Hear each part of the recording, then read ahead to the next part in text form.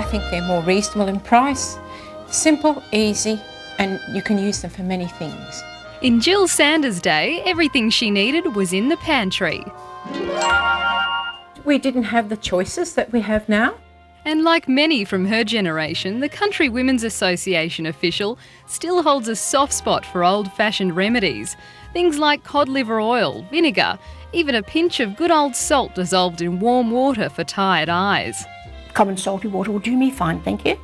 Grandmother Pat Dalton is also a believer in some of these home remedies, especially during the cooler months.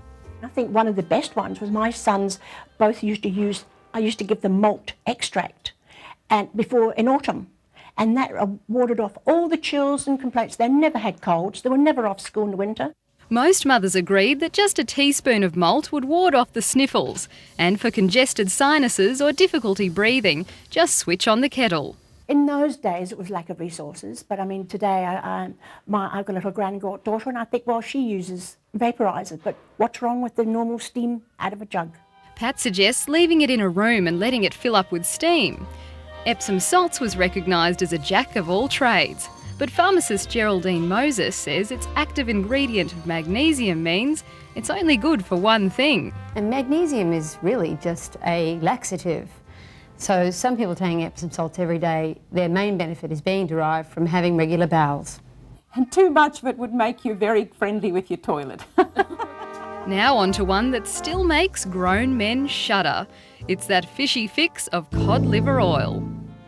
It was our way of dealing with colds and flu. It was our fish oil of the past. And it worked? And it worked. Last century, many people who'd immigrated to Australia from the Northern Hemisphere, particularly England, were indeed vitamin D and vitamin A deficient because they didn't have access to sunshine like they did in Australia. Home remedies weren't just limited to health fixes. If your skin was looking a bit dull, the cure was once again found in the kitchen. Jill, forget the beauty salon. It's been in my house the whole time. Yes. 2 eggs, lemon and honey. And look what you can do. Make a lovely face mask. A face mask? And it dries in 10 minutes.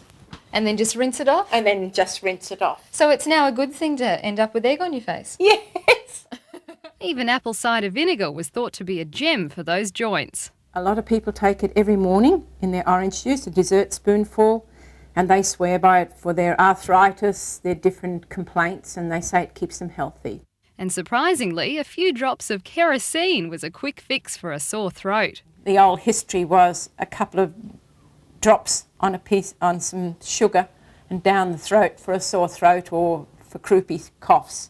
This may sound a little strange, but there was method in the madness. And I think they would have known that if you had a little tiny bit of it, it would give a burning sensation at the back of the mouth. Sometimes a burning sensation at the back of the mouth can relieve a sore throat. However, Geraldine definitely doesn't recommend downing it today. She also says not all home remedies are still considered safe. Most old home remedies were invented out of desperation and isolation, so you can understand their purpose. However, these days I'd suggest that most of them are nothing more than a band-aid and perhaps a little dangerous. Although some say you shouldn't knock it till you try it.